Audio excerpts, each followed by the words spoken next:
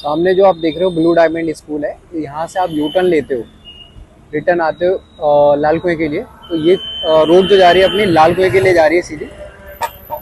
Front पे आप देखोगे तो मेरे कैनरा बैंक आपको दिख जाएगा। और ये इसकी जो मेन एंट्री है सोसाइटी के लिए, साधोपुर गेट बोलते हैं इसको, ये साधोपुर गेट है।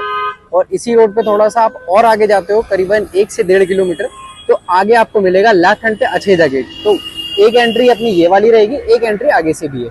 तो चलिए चलते हैं अंदर, साइड दिखाता हूँ मैं आपको, लोकेशन दिखाता हूँ, रोड दिखाता हूँ।